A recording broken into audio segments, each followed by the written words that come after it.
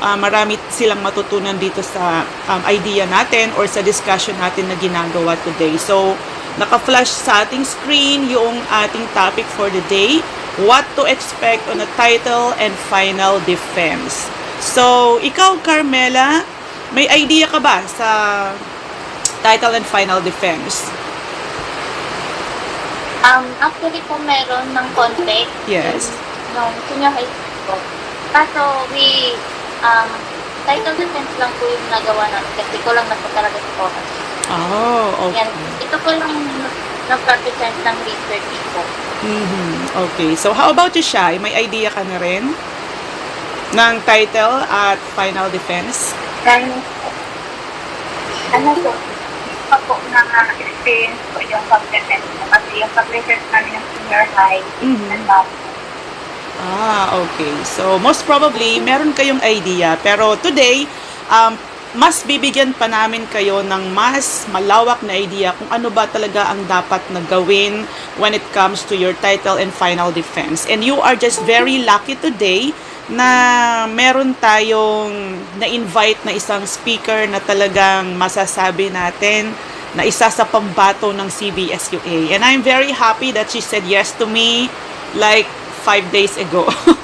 So, salamat naman at nandito siya. So, without any further ado, because it's already 1 p.m., pwede bang ma-introduce na natin siya, Miss Carmela? So yes, ma'am. Let's start in introducing our podcast guest for this afternoon. I know some of you already know our guest, or maybe familiar kayo, special English major, or first year like me. And makikilala nyo pa siya after hearing her biography.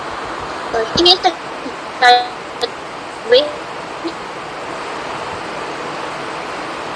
Bachelor of Secondary Education, and complete academic requirements in philosophy, major in behavioral management with the same university.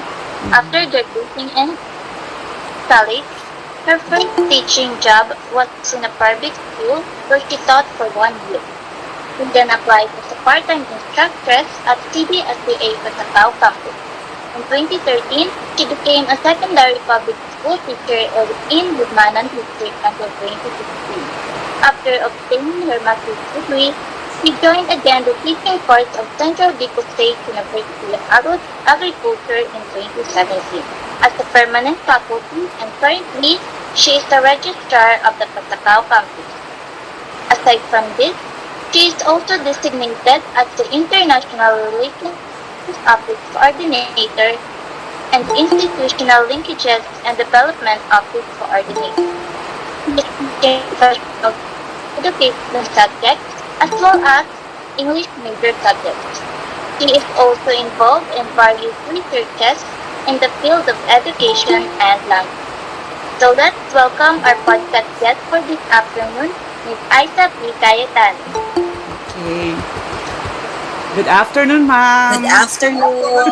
Yes, good afternoon, Ma'am Grace, and of course to Miss Carmela. Thank you for that introduction. So, it's also raining here in my place. So, hopefully, ma-push through natin until the end of the program. So, sana walang maging problem with the connection. Okay, so yes. And thank you, Ma'am Ice. Welcome sa ating mini podcast.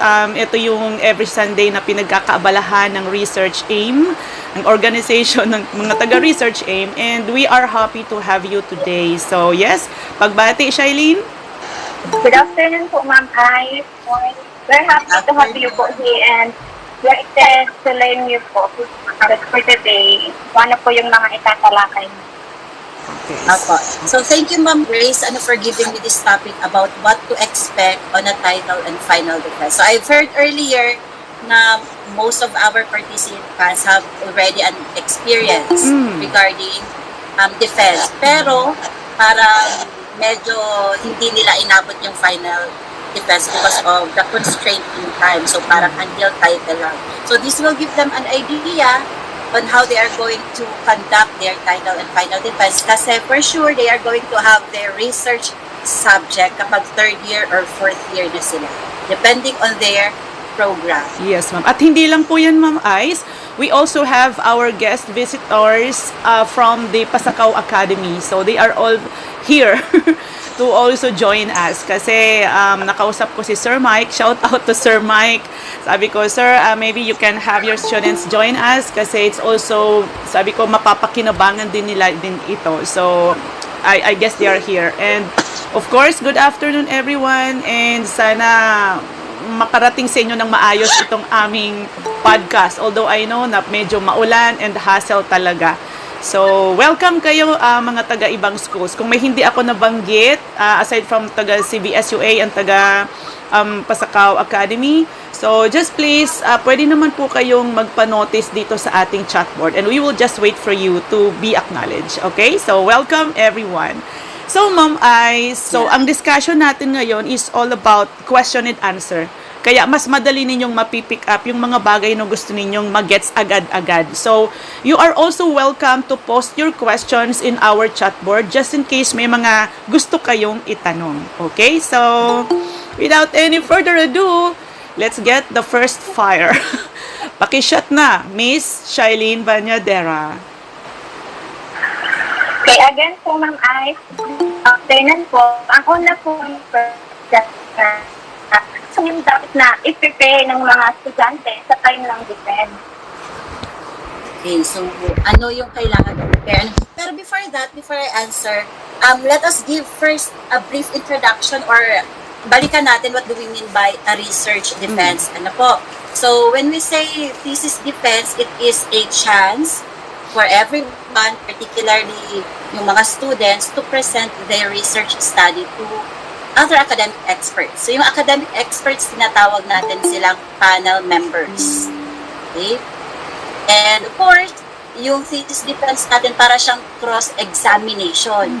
Ano? Yung cross-examination na tatanungin kayo and you are going to, and so yung iba, kinakabahan, but for as long as you are prepared, you shouldn't be afraid of it. Kasi wala naman kayong choice. Either mag-enroll kayo or hindi kayo graduate. Kasi isa yun sa requirement, halimbawa sa senior high school and even sa college, ano po, for you to obtain your degree. Now, about preparations sa time ng defense, so we are talking about title defense and final defense. Ano po? So, syempre, the first thing that you have to prepare is that you should know the requirements of your institution. So, ano ba yung policies and guidelines? Ano yung format na gagamitin? So that you do not have to revise from time to time kasi medyo time-consuming po kapag mali yung format na gamit ninyo. And another thing, aside from knowing that, you also have to consult with your advisor. So very important ito. Yesterday nga, I have my advices, sabi ko, do not work based on your own decisions, kung ano yung gusto nyong gawin. So, you have to consult with your advisor. So, part din yan ng preparation ninyo. You also have to attend other defenses. Halimbawa, you have heard na yung senior high school, halimbawa grade 11 kayo, ano yung grade 12, merong defense. So, pwede kayong siguro manood if the class or the panel members will permit para magkaroon kayo ng idea. So sa college naman, you can also ask permission from the teacher who is handling research para kayo, para at least magkaroon kayo ng idea. You also have to prepare your presentation. When we say presentation, your PowerPoint presentation, which you are going to use during the defense para alam nyo kung ano yung ilalagay nyo. Ano ba yung dapat na i-include sa PowerPoint presentation? Now, please take note, di ba, yung buong research, ang very minimal niya ng number of pages is 50 pages. Pero pwede pa siyang tumaas. Pwede siyang mag-100 or 150, depende sa study nyo. Ang tanong, lahat bang nandyan sa 100 pages na yan ilalagay nyo sa presentation? So, hindi. Ano po? So, isa yan sa dapat yung i-prepare yung PowerPoint presentation. Minsan, ang panel member, medyo negative sa kanila kapag masyadong madaming slides ang PowerPoint. So, isa yan sa dapat yung i-prepare and i-consult sa advisor nyo. Ma'am, what are we going, or sir, what are we going to include in our presentation? Do we have to put all the literature, lahat ba ng mga citations na nandyan, i-include? So, yun, you have to prepare your presentation. And of course, you also have to rehearse. No? Mag-practice. What are you going to do during the presentation? Ano ba yung itsura ko kapag magpe-present ako? Baka meron akong mga words na paulit-ulit na sinasabi, nagiging redundant na. Ano yung mga words na paulit-ulit nating sinasabi? Yung tinatawag nating fillers. Yung mga yung mga so, yung mga So we have to avoid that. So we have to consider this pag nag-rehearse tayo. As much as possible, we rehearse in front of a mirror or i-video natin yung sarili natin. Aside from that, we will also get to know how long will our presentation be. Baka yung presentation nyo 30 minutes na. Samantalang ang binigay lang ng teacher nyo or ng instructor, 10 to 15 minutes lang. So you have to adjust. Kasi hindi lang ikaw ang mag-represent. Other than that, you also have to prepare list of questions na pwedeng itanong sa inyo during the defense. Ano kaya yung pwedeng itanong na related sa study namin? Okay. And then of course, prepare backups of your materials. Kasi tulad ngayon, maulan. Ano yung pwede nating i-consider?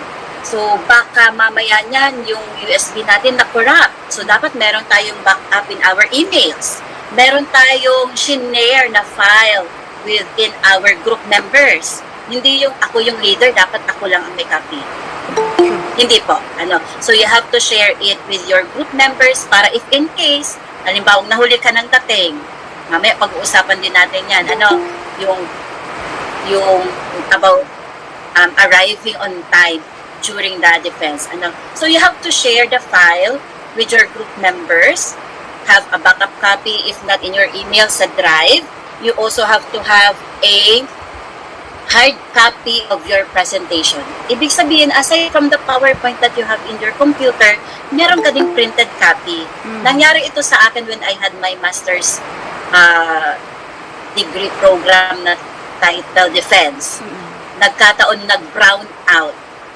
So, hindi ko ma-share yung aking PowerPoint presentation kasi walang kuryente. So, I cannot project it. So, luckily, I have a hard copy which I distributed to my panel members, yung PowerPoint. So, you have to have a backup para kahit anong mangyari, you are armed with these materials.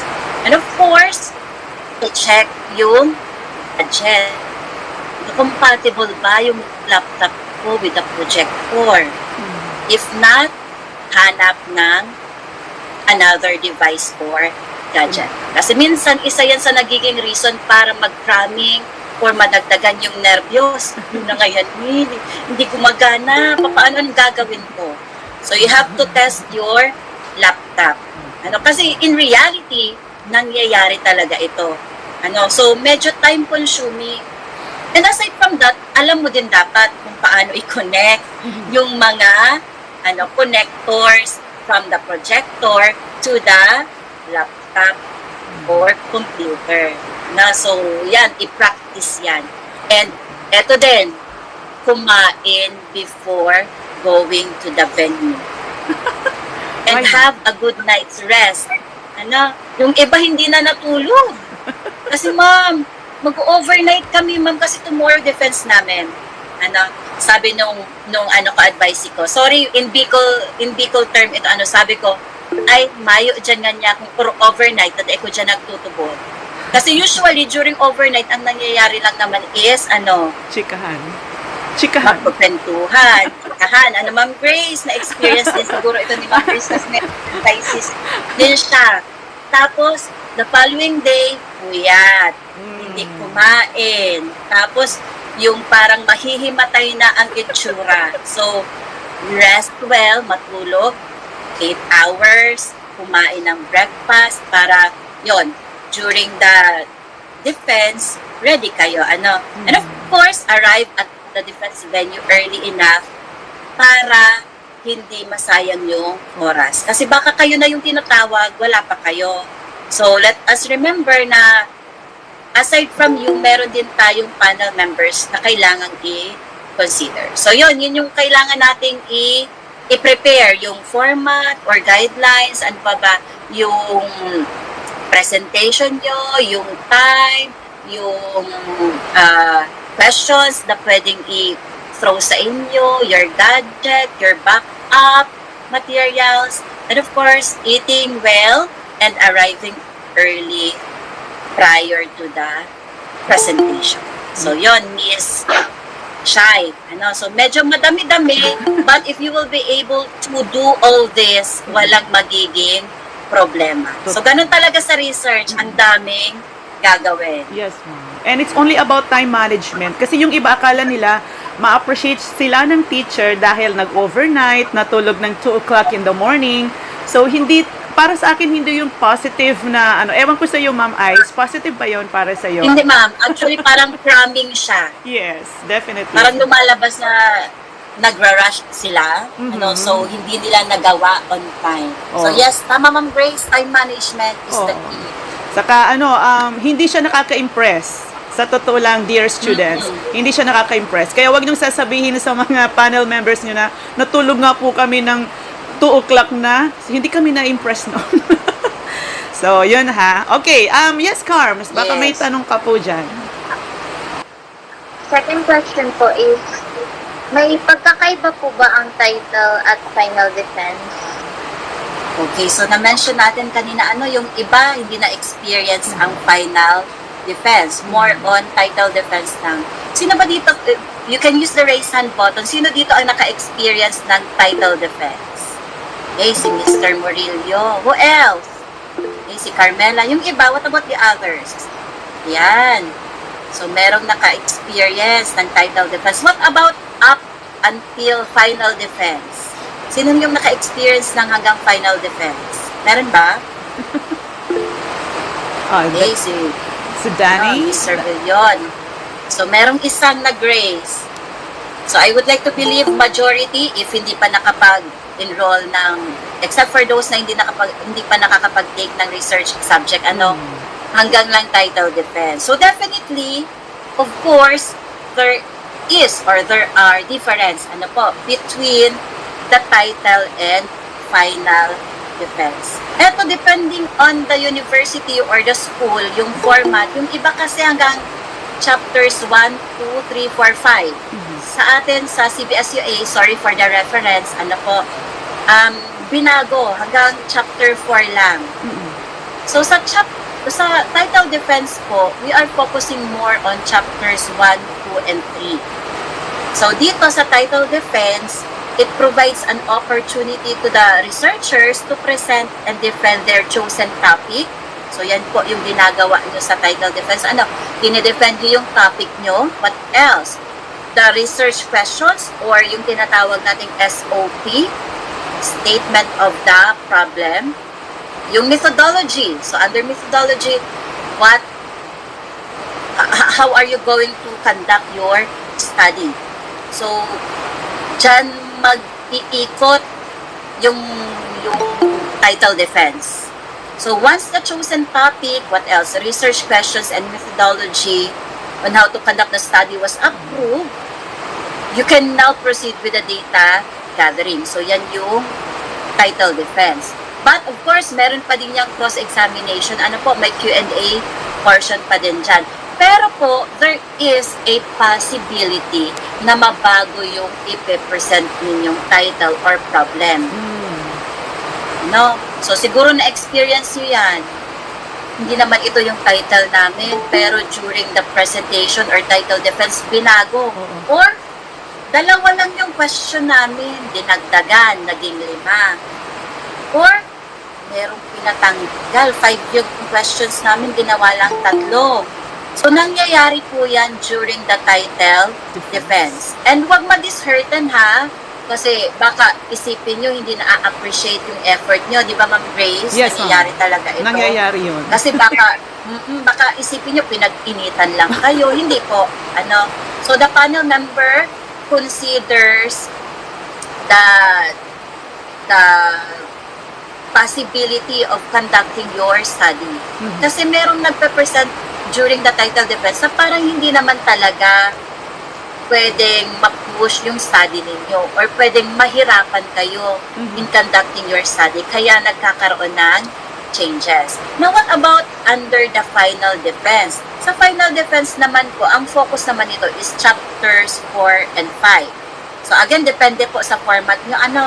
Pero yung chapter 4 will focus on the analysis part, yung conclusion, summary, and findings, as well as the Results. recommendations. So, you are going to present and defend the results of your research questions because you are now already done with the gathering of data. So, yung result, discussion, yung summary, findings, conclusion, and recommendations, which you are going to present to the panel of experts. So, kung meron din kayong output, halimbawa, paano nyo masosolve yung problem nyo, kailangan meron kayong gawin. So, that is your output. So, ipe-present din ninyo yan during the final defense. So, during the final defense, there are still some cases na pwede pang mabago ang study. Pero very minimal na lang, so i-a-adjust na lang para talagang mag-jive yung, minsan kasi, ito nga yung nagiging problem during the final defense. Sabi ko, di ba kanina, you have to consult with your advisor and to follow the suggestions of your panel members. Ang problema, hindi nag-consult, hindi sinunod yung panel member, kaya ang nakukuhang data, mali. So, during the final defense, ina-adjust na lang yan para hindi naman masayang yung nag-gather na data. Kasi kung i-set aside natin yan, baka hindi nyo matapos yung research nyo. So, ganun. May mga experiences kasi ako na ganyan. Bilang nagpa-panel din ako in research defense or presentation. So, yun yung pagkakaiba po ng title and final defense. Yes, So, I hope, ma'am, malinaw, po. Opo. Yes, malinaw po yun, ma'am. And siguro, you will agree with me, ma'am, na during the title defense, dapat naka-future, yung sentence construction nila, dapat naka-future tense. Yes, ma'am. Would you like to add on that? Yes po, naka-future tense po yung chapters 1, 2, and 3. Samantalang yung chapters 4 and 5, naka-past tense. Kasi you are already done. Kinandak nyo na. So, kumbaga, sa chapters 4 and 5, kinikwento nyo na lang what happened. So, you are giving us the result. So, that is why naka-past tense siya. Ngayon, mahahalata natin kung kinapi-paste nyo yan, kung palaging naka-future tense pa. Chapters 4 and 5. So, kumbaga, sa chapter 1, 2, 3, may will-being, mga ganon. Sa chapters 4 and 5, past tense na siya. Yes. We have conducted. So, doon sa chapters 1, 2, 3, we will conduct. Sa chapters 4 and 5 naman, we have conducted. So, yun, isa pa yun sa pagkakaiba. When it comes to writing, po. Yes, ma'am. Kasi pag nag-uwas na sila, nasa first part pa lang sila, naka-uwas na, baka kinopya nilang nila yung entire study. And yes. Baka kinopya. So, yun yung magiging problem natin. Lalo na kung babasahin talaga ng panel yung paper nyo from cover to cover. Yes. So, pwede yan makita ng panel. Yes. And yes, tama naman po yun, ma'am. Isa sa natutunan natin dito, binabago siya para ma-correct, maisaayos, mas mapaganda. Hindi yung pinag-iinitan sila. Yes. Ma'am, parang yung din, sa title defense din kasi, baka yung iba, madami na yung kinandak na study. Baka i-duplicate na lang nila. Yes, yes. Kasi halimbawa, last year meron nang nag-conduct nito. So baka yun din yung isa sa mga reasons kung bakit yun, nagkakaroon ng changes. Yes. Para ma-make sure na, hindi ito copy and paste. Kaya, ngayon alam nyo na yan, everyone. Yes, another question, Shai. Yung tinatanong. Yung isa sa pinaka-interested kang itanong. Yes po, ma'am. Since naano nyo na po yung kakaiba ng title and final defense po, pwede ko po itanong kung alin po ba yung dapat na pakahandaan ng mga estudyante, yung title defense po ba or final defense? Dapat pakahandaan. Actually, both. Because both are important. Hindi natin pwedeng sabihin na lesser yung importance ng final or ng title defense. So, you have to be prepared in both defenses. Kasi we should be ready with our title defense because this will determine if you can push through with your study. So, sa title defense mo po malalaman kung dapat mo bang i-conduct yung study mo. So, in short, title defense is the approval stage. Kung hindi ma-approve ang title nyo, so wala kayong ika-conduct na study. Ano po? While in the final defense naman, you present evidences that you really conducted the study. You are going to present evidences on how you solve the problems. Ano ba yung ginawa nyo? And then, under the final defense, this will determine how well did you understand your research study. So, pareho siyang important. Ano po? So, hindi pwedeng, di lang kaya kita sa title defense, ganito. Although, there are some cases wherein the teacher may provide certain percentage in grading or rating you. Halimbawa, sa title defense, you will be given 40% of your grade. Sa yung final defense naman, 60%. But regardless of the percentage of your grade na ibibigay ng teacher, both should be well prepared ang mga students when it comes to defense, or defending your title or final paper. So yun, pareho po. Okay, ma'am. Thank you so much. Yes, Carms? Yung tanong natin dyan, Carmela? As you mentioned before po na may question po yung panel members, ano po yung mga kadalasan na tanong po nila? So, syempre, po yung questions nila. So, sabi ko nga kanina, this is parang across exam.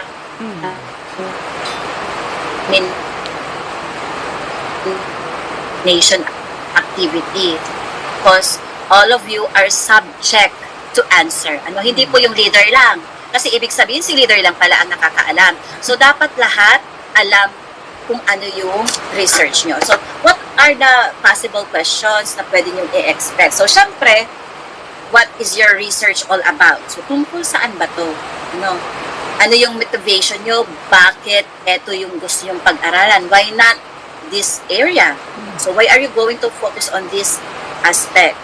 So, pwedeng yung question ng panel members manggaling sa chapter 1, yung introduction, so like, what is the purpose of your study or significance? Sino yung beneficiaries? Baka ang magbe-benefit lang dyan, konti lang. So, baka pwedeng iba yung pagtuunan ng pansin. So, we also have here questions that may be given out of the literature review or studies that you have. So, pwedeng doon manggaling. Pwede ding sa methods.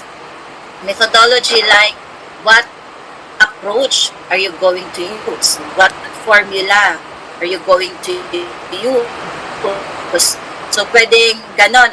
Saan yung setting or localization ng research? Or why is it that the respondents or participants are grade 9? Why not grade 8?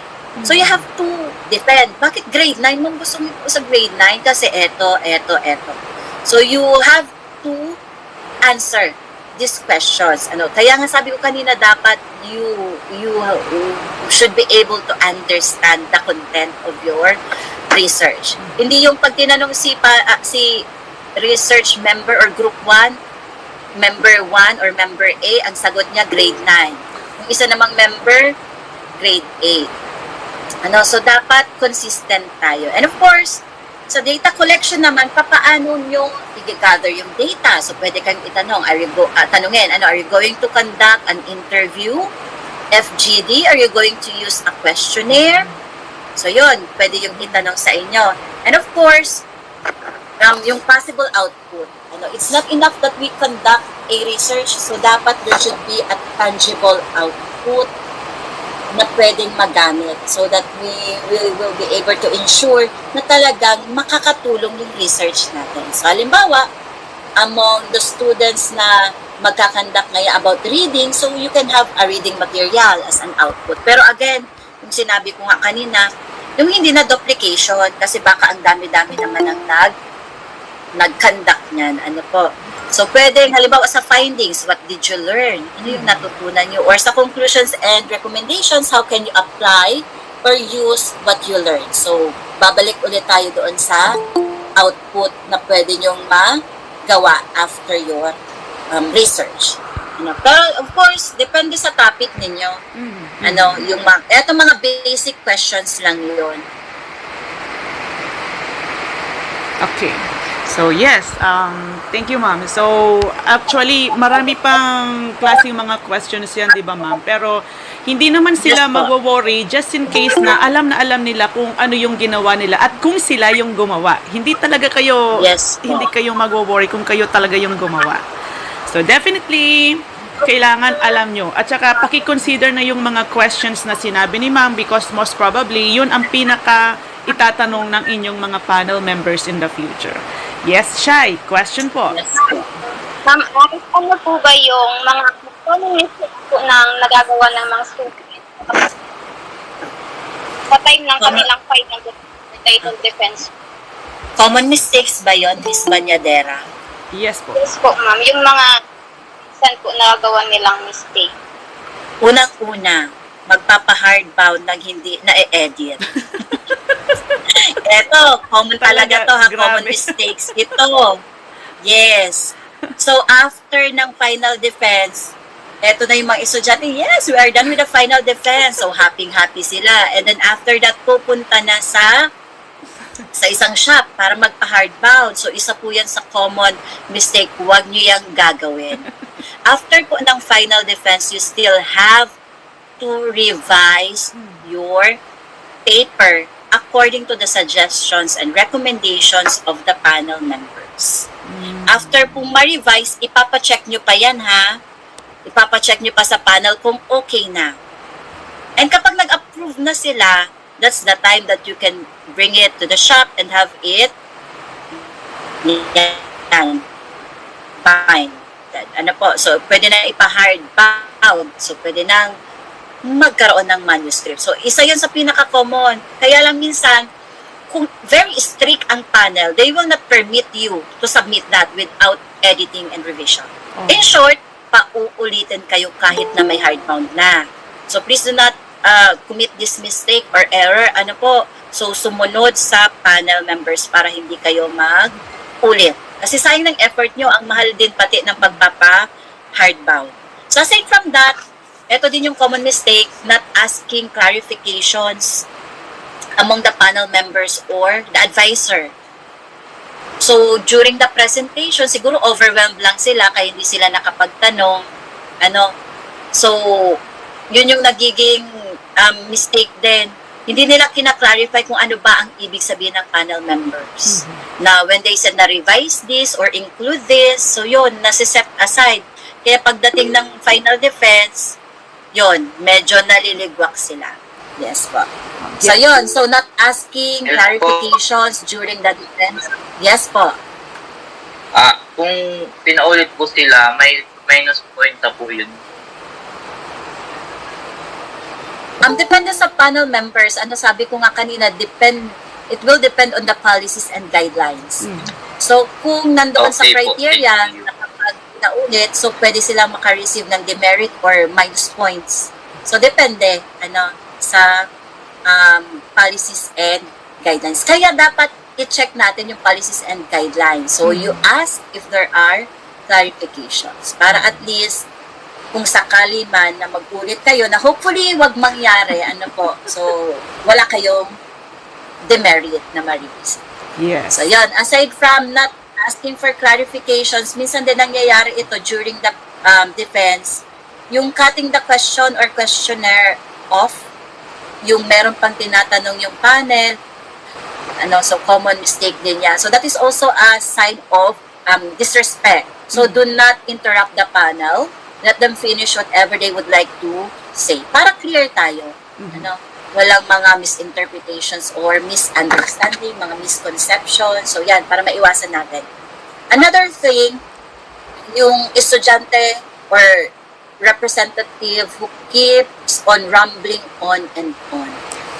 So, ibig sabihin, habang nagsasalita siya, hindi clear yung sinasabi or hindi nagbibigay ng concise answer. Ito na yung sinasabi ko kanina, may mga fillers na so,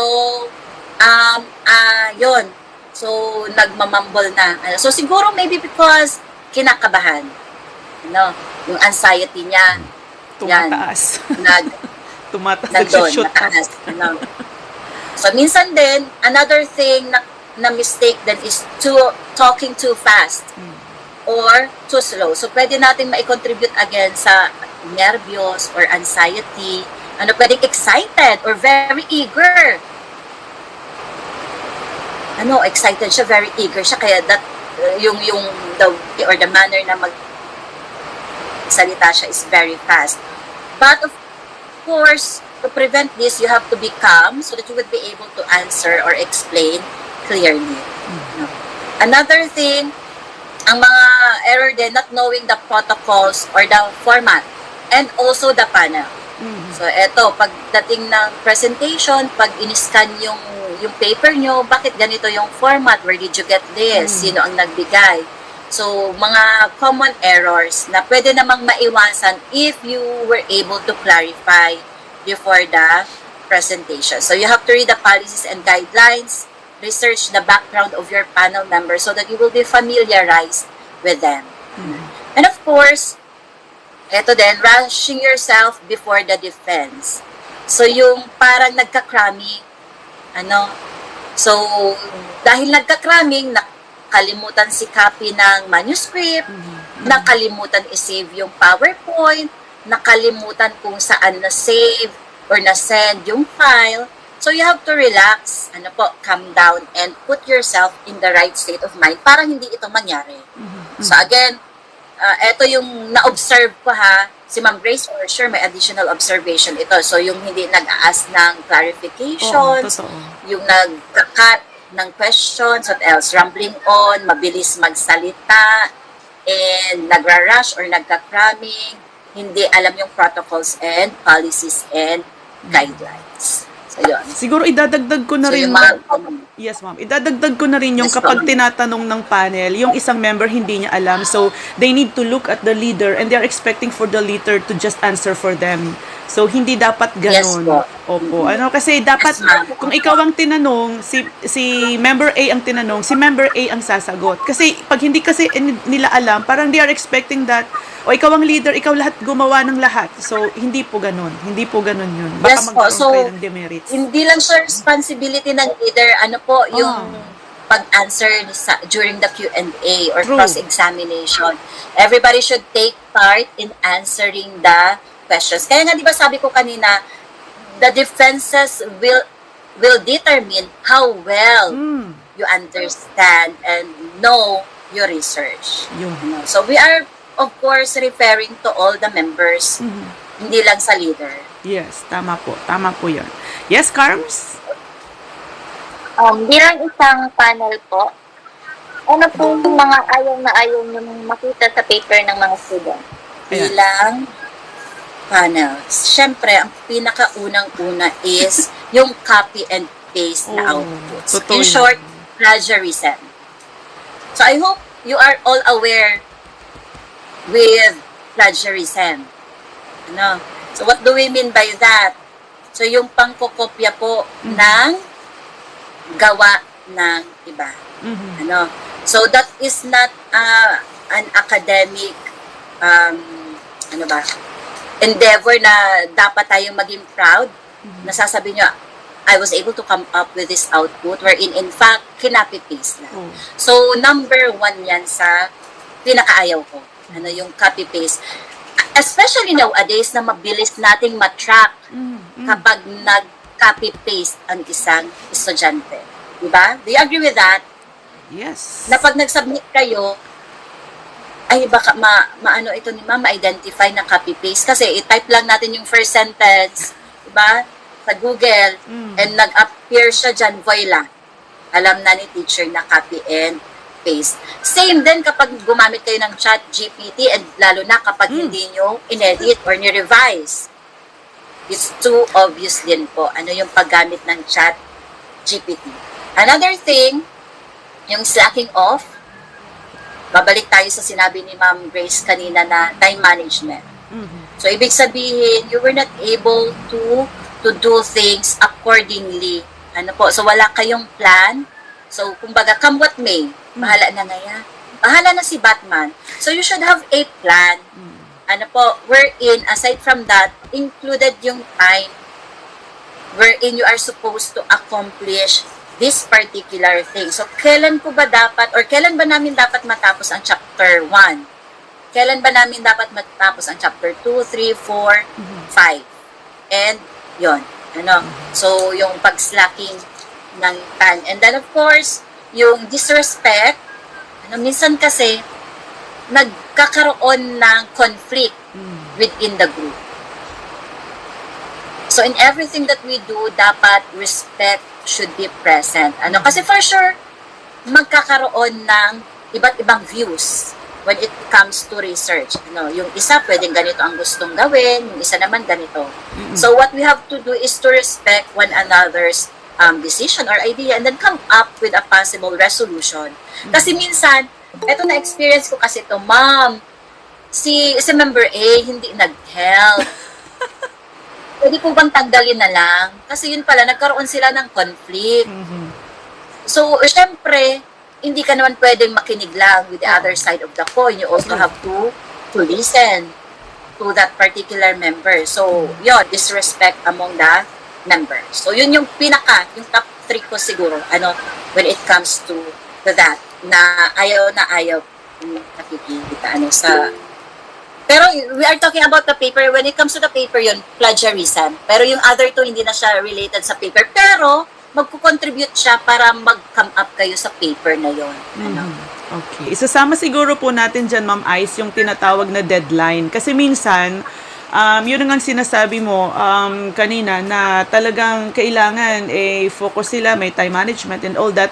Yan din yung reason kung bakit may deadline na ibinibigay sa inyo. And yung parang pag inaas na sila sa deadline, parang ang sama-sama na ni teacher na, ito yung deadline natin, nire-remind ko kayo. Parang yung iba, deadline na, di ba pwedeng i-extend. Yun talaga ang medyo ano. Kaya pag binigyan kayo ng deadline, see to it that ito talaga makuha ninyo or magawa ninyo according sa binibigay sa inyong deadline para hindi kayo mahirapan sa pinakadulo. Remember na hanggang 1 year lang kayo, hanggang 1 semester lang kayo. Pero kung gusto nyo pang magtagal sa school nyo, pwede nyo naman gawin yung 1 year. Okay na okay naman yun. Pero kung gusto nyo talaga umabot sa deadline at gumraduate ng nasa deadline, di gagawin nyo lahat. Ano po? So, thank you po for that, Ma'am Ice. And syempre, may isa pang question. Yung gusto pong magtanong, pwede nyo pong i-type dito sa ating chatboard. Welcome po kayong mag-type ng inyong mga queries. Okay? So, I guess this is going to be the final question and it's coming from Miss Shailene. Yes, Shai? Go ahead, please. Ito yung anxiety habang sila ay nasa harap ng pan.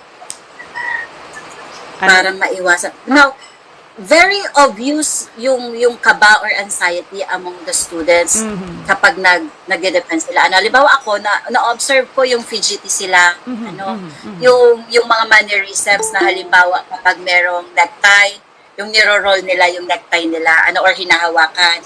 So that is an indication na merong kaba or anxiety na nafe-feel yung students. Na para maiwasan natin ito, you have to do the following. Ito, dalawa lang ang mai-share ko sa inyo. Number 1, read and understand your research.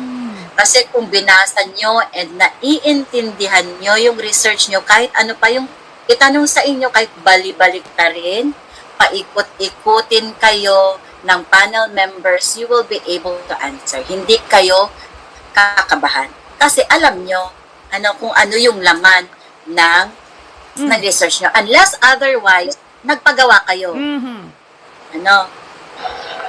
So, yun yung magiging problem natin kung nagpagawa kayo. So, hindi nyo kabisado yung laman. Hindi nyo alam na, ay, meron palang binago, yung ano, yung pinagawan ko, yung nagsulat nito, hindi ko alam. Eh, nakita ng panel. So, yun, read and understand your research. Pero hindi ko sinasabi na magbabasa kayo one night before the presentation. Hindi po. So, dapat, while you are conducting the study, you go back from chapter 1 to, hindi yung porket tapos na kayo sa title defense, chaptera nyo na yung chapter 1, 2, and 3. So, hindi din pa. So, you have to go back from time to time, para at least ma-ensure nyo na nakarelate yung chapters 1, 2, 3 with chapters 4 and 5. So, yun, read and understand your research. And of course, practice presenting in front of the crowd. Na-mention ko na to kanina. Or, if possible, you can have a mock defense. Sanayin yung sarili na merong madaming taong nanunood sa inyo. And sanayin ang sarili to answer questions coming from these people. Kasi yung iba, nahihiyang mag-answer. So, yun. Kaya, palaging napupunta doon kay leader. So, ang interpretation ng panel members, walang alam yung ibang members. So, in fact, kinakabahan lang kayo. So, mag-practice, practice ng practice. So, yun, dalawa lang.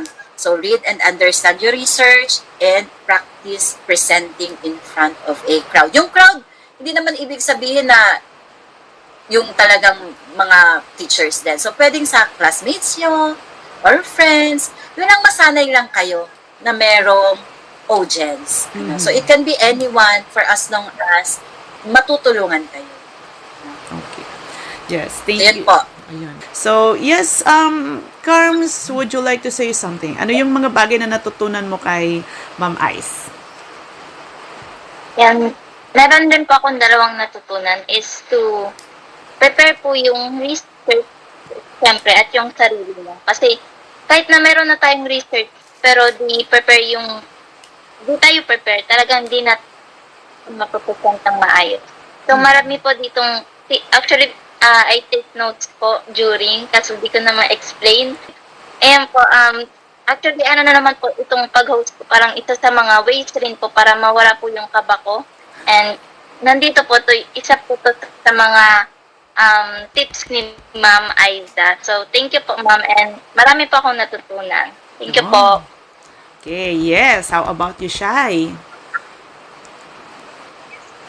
Marami po akong natutunan. Thank you po, Ma'am Aiza, sa mga advice po. Natutunan ko yung mga hindi dapat gawin during the defense and yung mga dapat gawin bago yung defense. At iwasan, na ko dun sa sinabi mo po na mag-aaral lang before ng defense. Tapos yung night before ng kung pinaumagahan, mag-defense na, saka ka palang mag-aaral. Tapos yung before the defense, kadalasan po yun yung ginagawa namin. So, dapat pala, hindi gano'n. Kaya dapat, kailangan talaga natin yung time management. So, yun po, ma'am. Ma'am Grace, parang I failed also to mention what Yes to po. expect on a title and final defense outcome Sige po. na ito. Okay. Yung expenses po. Yes. So, Importante. yung research po will also entail expenses.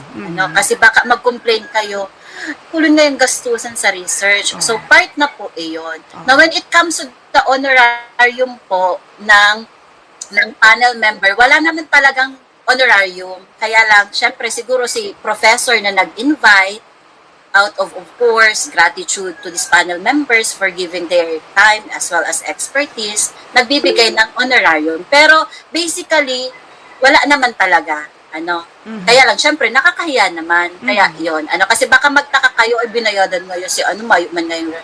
Syempre, na lang yon gratitude. Okay, so gratitude na lang. So, yun, Kasi, gastos, yun. mahirap din magbasa niyan, ma'am, di ba? Parang kailangan mong 100 pages, 3 groups or 4 groups as a panel. It's very difficult. Na-experience mo yun, for sure. Yes po. Okay. It's very difficult. Yeah. Lalo na kung lahat ng groups, papanelan mo, and there are 8 groups maghapon. So, medyo tiring din yun sa part ng teacher talaga. At hindi lang siya binabasa during that time. Binabasa siya before meeting you. Ano po, so ganon. And may nakataas ng kamay, ma'am. Yes, Miss Frias? Do you have any tips po para po sa maging magayon po ang research title? Yung tips natin dyan, number 1 is dapat it should be of your interest. So yan yung number 1 nating i-consider with your title. So dapat it should be one of your interest para you will be motivated. Kaya lang, syempre, like what I've said earlier, it will depend again on the panel members if they are going to approve your title. Yes. Kahit pa yan yung interest nyo, kung hindi naman inapprove ng panel members, hindi nyo pwedeng masabi na, Ma'am, this is my interest. I don't like what you have suggested. So, hindi po pwede yun. So, aside from that, there should also be a novelty. Pag sinabi nating novelty, it should be unique. Hindi na siya duplication or triplication of what was already conducted in the previous years. So, yun. So, yung interest nyo and there should be novelty sa pag-come up ng title niya. Yes, ma'am. And idagdag ko na rin, ma'am. Yun lang ang maisasagot ko, ma'am. Makakatulong siguro na if they wanted to really have a unique or novel topic, siguro makakatulong na pumunta kayo sa library ninyo, mag-search kayo ng mga yung topics na nandoon, and then tingnan ninyo kung may kakaiba ba sa topic ninyo. Kasi yung naisip ninyo, baka naisip na rin ng iba, ginawa na rin ng iba. So, may listahan naman yan si librarian ng mga title ng mga thesis na nagawa na ng mga estudyante. So, doon nyo titingnan. So, parang i-add ko na rin po, Ma'am Ice. And yes, thank you so much po. Ayos po, ma'am. Opo. Thank you so much sa tanong mo, Miss Ria. Mayroon pa po bang isang gustong magtanong pa? I think may nakita akong isa pang nag-raise ng hands. Okay, so by the way, everyone, kung gusto po ninyo na makakuha ng certificate, meron po tayo dito sa chatboard ng link. Paki-copy and paste na lang, and then bibigyan kayo through your email ng inyong e-certificate of participating today. So, yes, we are now almost done with the time. Hanggang 1 oras lang tayo. And everyone, lalong-lalo na sa mga tagalabas na hindi taga-CBSUA, ginagawa po namin ito every Sunday. So, ini-encourage ko po kayo na baka pwede ninyong i-like itong aming organization. Ginagawa po ito ng Research Aim Organization. Pwede nyo pong paki-like sa FB at meron po kaming ipinopost dyan ng mga different topics na baka gusto ninyong mapakinggan. And we are doing this every Sunday and we would like to have you. And this is just for free. So magaan and makakatulong talaga ito sa inyo.